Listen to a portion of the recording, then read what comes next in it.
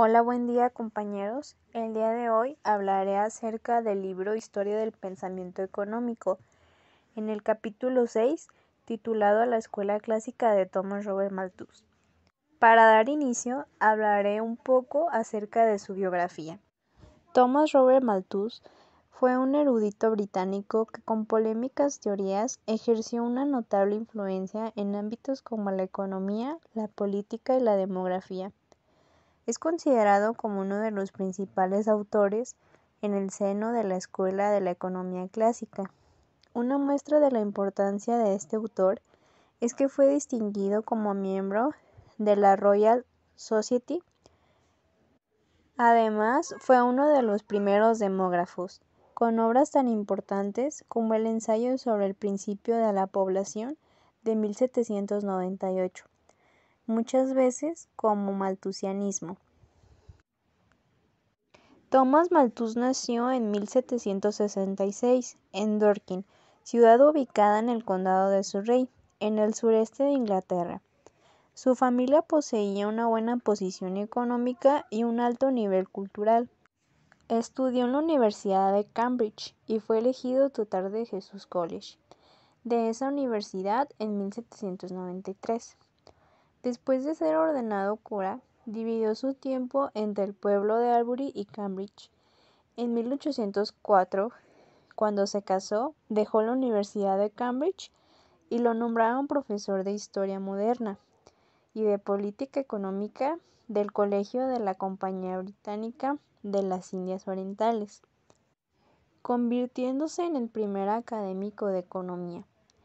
En la época del periodo de la Ilustración del siglo XVIII, donde se estaban primando las ideas del desarrollo humano, de las continuas mejoras y de la razón humana, ideas abanderadas por David Hume, Kant y Adam Smith, Malthus llegó con sus ideas más realistas sobre la naturaleza humana, basadas en sus estudios sobre la demografía, con su enfoque desde el crecimiento de la población, el cual está limitado por sus medios de subsistencia.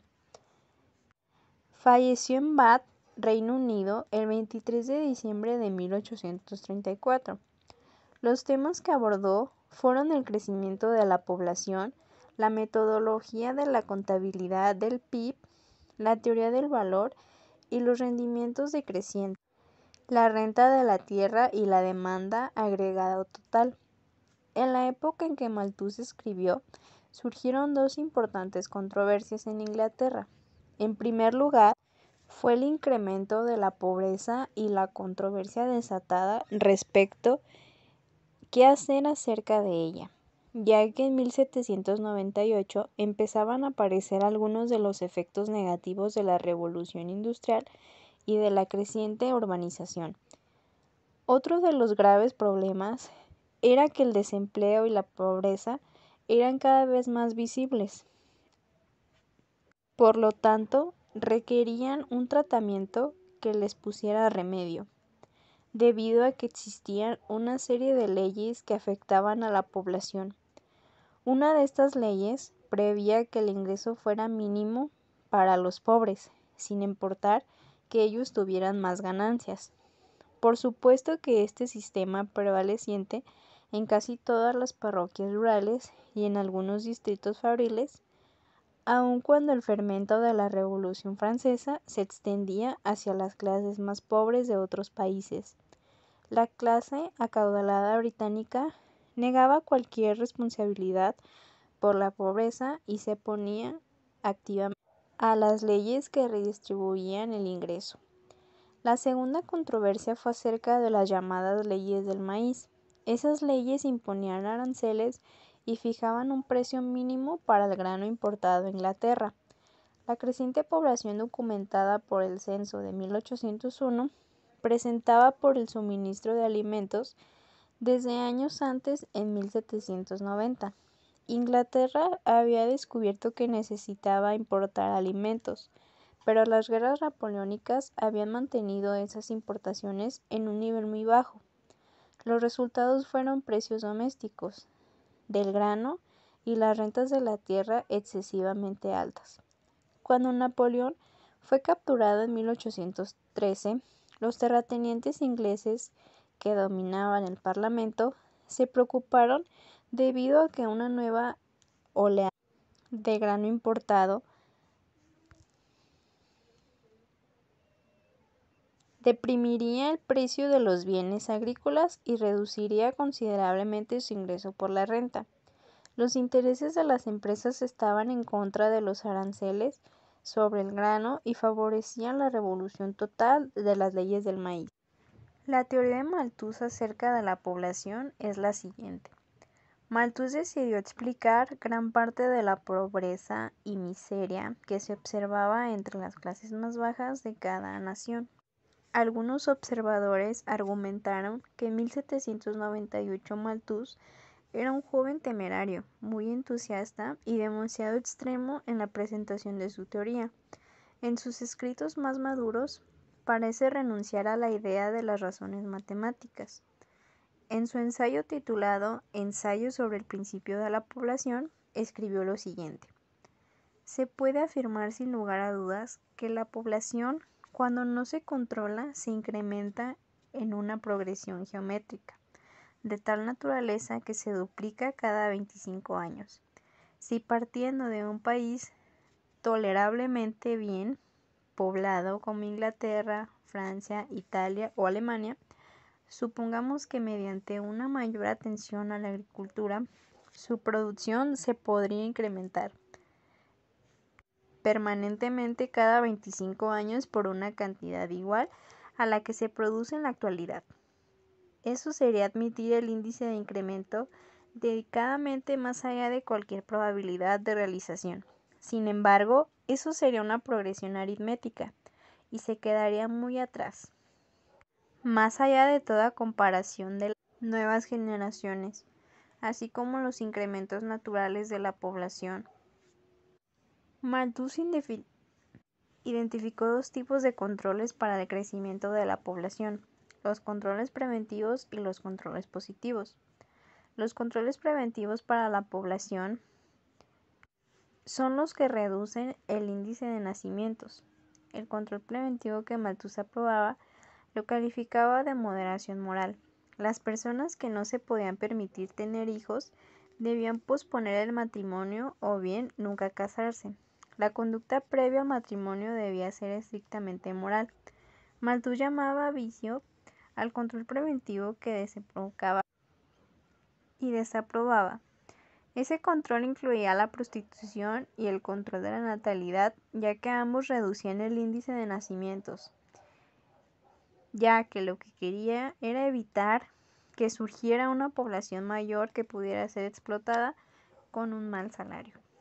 Los controles positivos para la población se refiere a que Malthus también reconocía ciertos controles positivos, aquellos que incrementaban el índice de maternidad. Eran el hambre, la miseria, las plagas y la guerra. Malthus elevaba esos controles positivos, los cuales presentaban castigos para las personas que no habían practicado la moderación moral. Si los controles positivos se podían vencer de alguna manera, las personas se enfrentarían al hombre, debido a que el rápido crecimiento de la población significaría una presión sobre el suministro de alimentos que en el mejor de los casos aumentaría lentamente. La implicación de la política igual a las leyes de los pobres. Según Malthus, la pobreza y la miseria son el castigo natural por la falla de las clases más bajas en restringir su producción. A este punto de vista siguió una conclusión política altamente significativa. No debe haber ninguna ayuda del gobierno para los pobres. Brindarles ayuda haría que sobreviviera un mayor número de niños, empeorando así finalmente el problema del hambre. Tiempo después, Malthus reflexionó acerca de lo que había escrito anteriormente en su ensayo acerca de las leyes de los pobres. Por lo tanto, escribió lo siguiente: he reflexionado mucho en el tema de las leyes de los pobres. Espero me disculpen por aventurarme a surgir una forma para su abolición gradual. Estamos atados por la justicia y el honor a desconocer el derecho a los pobres a recibir ayuda. Algunas de las ideas de Malthus fueron adoptadas en la cruel enmienda a la Ley de los Pobres de 1834. La ley abolía toda ayuda para las personas fuertes y sanas fuera de las casas de caridad. Un hombre que solicitaba ayuda debía empeñar todas sus posesiones. En cualquier caso, la familia se dividía y era tratada con dureza para desalentarla de que se convirtiera en una carga pública. La ley orientada a esa ayuda pública era intolerable, que la mayoría de las personas preferían morir de hambre antes que someterse a sus indignidades. Ahora hablaremos acerca de la teoría de las sobrecargas del mercado.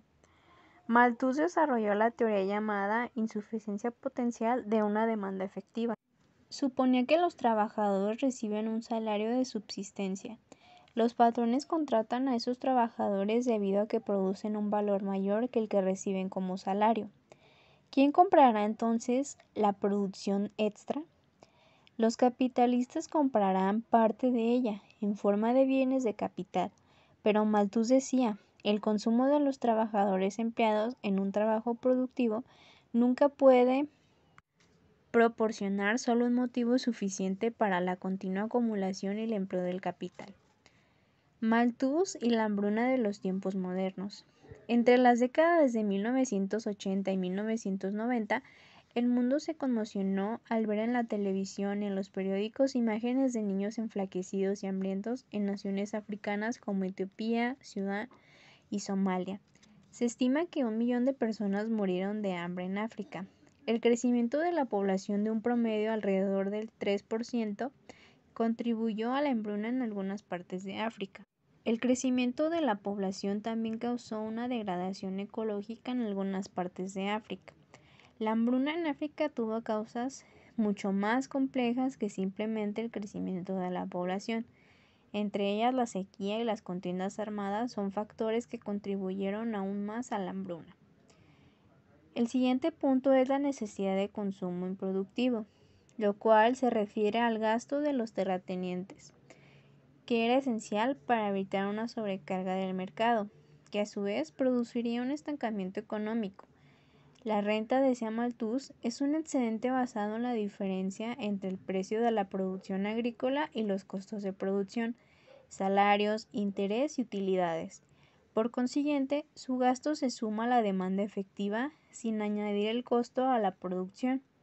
Las otras formas de ingresos, salarios, intereses y utilidades incrementan el poder adquisitivo, pero también incrementan los costos de producción y esos costos se deben mantener bajo si una nación quiere mantener su posición competitiva en los mercados mundiales. El siguiente punto son las implicaciones de la política. La más importante para Malthus era que se debían conservar las leyes del maíz. Los aranceles sobre el grano importado enriquecen a los terratenientes y en consecuencia promueven un consumo improductivo. Aun cuando Malthus estaba a favor del consumo improductivo de los terratenientes, incluso en la contratación de grandes números de sirvientes humildes, se oponía a un excesivo consumo improductivo financiado por el gobierno. La evaluación de las contribuciones de Malthus trata acerca de las teorías que fueron recibidas por los terratenientes acaudalados, un grupo que desde hacía largo tiempo había sido dominante, pero que perdía rápidamente su poder político y su prestigio social.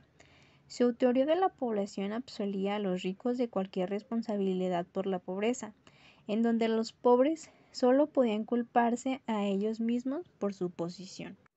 Malthus se oponía a las leyes de los pobres, que si se abolían reducirían efectivamente los impuestos sobre la propiedad en una época en que la posesión de propiedades estaba concentrada entre muy pocas personas. Malthus no solo sobreestimó la importancia de las rentas, sino que también sobreestimó el índice de crecimiento de la población en relación con la subsistencia. La difundida pobreza de su época requería una explicación, y Malthus desarrolló lo que parecía ser una teoría plausible. Malthus desarrolló una teoría de las utilidades disminuidas en la agricultura basada en el punto de vista de que los mejoramientos hechos a una cantidad fija de tierra En cuanto al crecimiento de la población, Malthus tendía a aseverar y a moralizar, más que analizar y no reconocimiento, que los puntos de vista sobre la moralidad están sujetos a un cambio. Por último, cabe reconocer que la población y las sobrecargas del mercado solo eran dos de varios temas de la economía política de interés para Malthus. Su formulación de la teoría del valor es particularmente digna de mención. Aun cuando fragmentada, se basaba tanto en la oferta como en la demanda. Esto fue un pequeño resumen acerca del pensamiento de Malthus. Espero que les haya quedado un poco claro.